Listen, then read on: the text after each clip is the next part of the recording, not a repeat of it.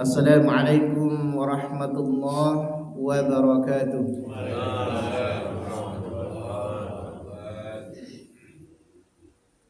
Alhamdulillah, alhamdulillahi rabbil alamin, wal aqibatu lil muttaqin, fala udwana illa 'alal zalimin. Wassalatu wassalamu ala asyrafil anbiya'i wal mursalin, nabiyina wa habibina wa qudwatina Muhammadin sallallahu alaihi wasallam wa ala alihi wa sahbihi ajma'in, amma ba'd. Jamaah salat subuh rahimakumullah. Hadis yang ke-101 adalah hadis yang berkenaan dengan wajibnya tumakninah, baik ketika sujud, ketika ruku, ketika i'tidal, dan ketika bangkit dari sujud atau duduk di antara dua sujud. Hadis ini diriwayatkan oleh Bukhari Muslim dari Abu Hurairah radhiyallahu anhu. Kata Abu Hurairah radhiyallahu anhu, anna Rasulullah sallallahu alaihi wasallam dakhala al-masjid. Bahwa Nabi sallallahu alaihi wasallam masuk masjid, yakni Masjid Nabawi. Fadakhala ar-rajul fa shalla faja'a thumma sallama 'ala an-nabi sallallahu alaihi wasallam. Kemudian datanglah seorang laki-laki juga masuk masjid, kemudian dia salat. Setelah dia salat, dia mendatangi Nabi sallallahu alaihi wasallam dan mengucapkan salam kepada Nabi sallallahu alaihi wasallam. Faradda an-nabi sallallahu alaihi wasallam as-salam. Faqala irji' fa shalli innaka lam tusalli. Dan Nabi sallallahu alaihi wasallam menjawab salamnya. Kemudian beliau bersabda, kembalilah, ulangi salatmu karena kamu belum salat. Ya. Faraja'a ar-rajulu fa shalla kama kana shalla. Ya. Kemudian laki-laki tersebut dia kembali melaksanakan salat sebagaimana salat sebelumnya. Thumma jaa fa sallama 'ala Nabi sallallahu alaihi wasallam. Kemudian dia setelah salat dia datang lagi kepada Nabi mengucapkan salam lagi. Ya. Meskipun berkali-kali kita mengucapkan salam ketika bertemu salam, maka itu bukan sesuatu hal yang dilarang. Ya. Bahkan itu setiap kali kita bertemu mengucapkan salam, itu adalah di antara amal utama. Jadi setelah laki-laki ini mengulangi salatnya, dia mengucapkan salam lagi kepada Nabi sallallahu alaihi wasallam. Faqala Nabi sallallahu alaihi wasallam, "Alaikas salam." Jadi boleh kita menjawab alaikas salam. Ya. Alaikas salam. Kalau biasanya kita itu menjawab waalaikumsalam. Tapi Nabi Shallallahu Alaihi Wasallam di dalam hadis ini hanya menjawab alaikas salam, dan itu adalah suatu kebolehan karena Nabi tidak akan melakukan sesuatu yang terlarang. Alaikas salam. Jadi kalau ada orang mengucapkan salam kepada kita, assalamualaikum, maka boleh kita menjawab alaikas salam. Kemudian Nabi lagi mengatakan irji' wa sholli fa innaka lam tusalli salatan. Nabi memerintahkan kepada laki-laki tersebut untuk mengulangi salatnya kembali karena salatnya tidak sah. Sampai 3 kali dia berulang-ulang mengulangi salatnya, suruh kembali oleh Nabi sallallahu alaihi wasallam. Itu menunjukkan bahwa kesalahan di dalam salat, ya, meninggalkan rukun sholat, maka sholat kita tidak sah sekalipun kita tidak tahu. Tidak semua kebodohan itu dimaafkan.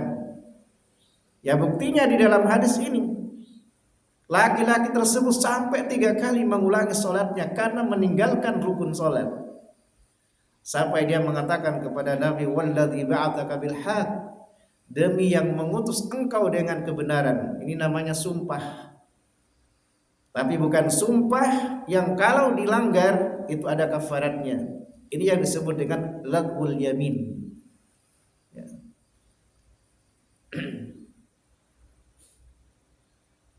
Kemudian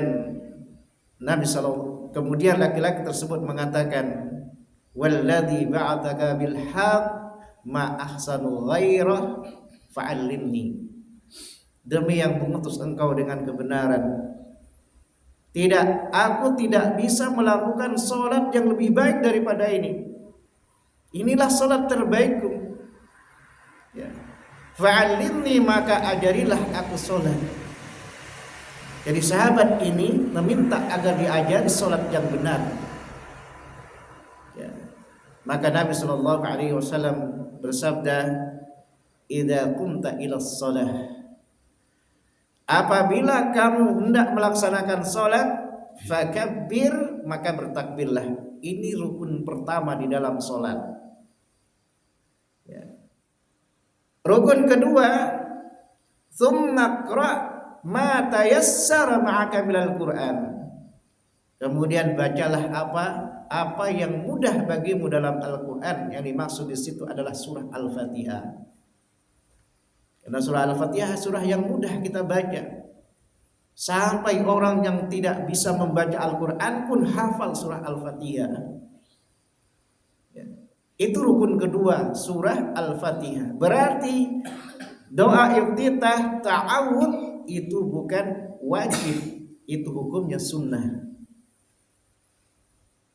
Tsumma raka', kemudian rukulah. Ini rukun berikutnya, ruku. Hatta tatma'inna raki'an, sehingga kamu tenang di dalam ruku. Tsumma rfa' hatta ta'dila qa'iman, kemudian kamu bangkit dari ruku sehingga kamu lurus berdiri. Dalam riwayat lain juga dikatakan hatta tatma'inna qa'iman, sampai kamu tumakninah dalam keadaan berdiri i'tidal. Ya. Tsumma sujud hatta tatma'inna sajidan, kemudian sujudlah kamu sampai kamu tenang di dalam sujudmu. Tsumma rfa' hatta tatma'inna jalisan, kemudian bangkitlah dari sujud sehingga kamu tenang di dalam dudukmu. Tsumma fa'al dzalika fi shalatika kulliha. Lakukan itu di semua salat, di semua rakaatmu kecuali takbiratul ihram yang hanya dilakukan pada rakaat pertama. Semua yang disebutkan di dalam hadis ini itu rukun salat. Ya. Apabila kita meninggalkan salah satu darinya, maka salat kita tidak sah, sekalipun kita tidak tahu. Hudzaifah bin Yaman itu pernah melihat seseorang yang salat la yutimmur ruku' walas sujud. Jadi ada orang salat, ya, dilihat oleh Hudzaifah bin Yaman, ini sahabat. Yang salat ini adalah tabi'in, di mana dia ketika salat dia tidak sempurna ketika ruku, dia tidak sempurna ketika sujud. Artinya tidak tumakninah, tidak tenang, dia keburu-buru. Setelah orang itu selesai, kata Hudzaifah, ma shallaita. Ya, kamu itu enggak salat. Ya. Artinya salat kamu seperti ini sama seperti orang enggak salat. Ya. Lau mutta ala ghairi sunnati Muhammadin sallallahu alaihi wasallam. Kalau kamu mati salatmu seperti ini, maka kamu tidak mati di atas sunnah Nabi. Artinya kamu mati kafir. Na'udzubillah tsumma na'udzubillah. Orang ini salat, tapi salatnya tidak sah, dan kalau dia meninggal dalam keadaan kafir. Yang menunjukkan bahwa meninggalkan sholat itu adalah kekafiran. Jamaah sekalian rahimakumullah, dan hadis yang kita bacakan ini adalah hadis yang juga terkenal dengan hadis orang yang sholatnya jelek.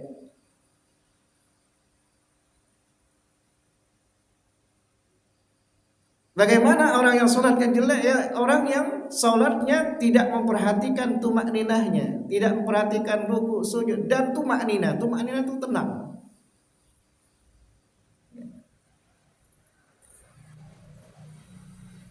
Jamaah sekalian rahimakumullah, dari hadis inilah kita bisa belajar agar senantiasa menjaga sholat kita sehingga sholat kita itu menjadi benar dan diterima oleh Allah Subhanahu wa taala.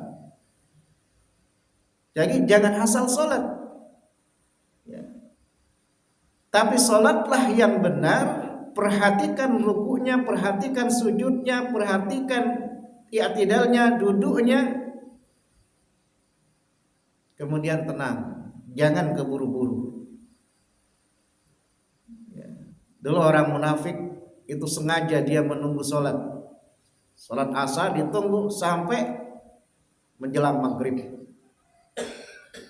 Sehingga ketika dia sholatnya itu cepat sekali, dia tuh tidak tumaknina. Makanya Allah mengatakan, wa minan nasi may yaqulu amanna billah wa bil yaumil akhir wa ma hum bimumin.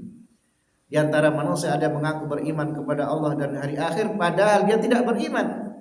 Orang munafik, dia sholat tapi sholatnya enggak diterima oleh Allah Subhanahu wa taala karena sholatnya tidak tumaknina, tidak tenang. Semoga Allah Subhanahu wa taala senantiasa menjaga kita dan menjaga salat kita sehingga salat kita diterima oleh Allah Subhanahu wa taala dan kita wafat di atas keadaan di mana salat kita itu benar, dalam keadaan husnul khatimah dan dimasukkan oleh Allah Subhanahu wa taala ke dalam jannatul firdaus. Allahumma amin. Subhanakallahumma wa bihamdik asyhadu an la ilaha illa anta astaghfiruka wa atubu ilaik. Assalamualaikum warahmatullahi wabarakatuh.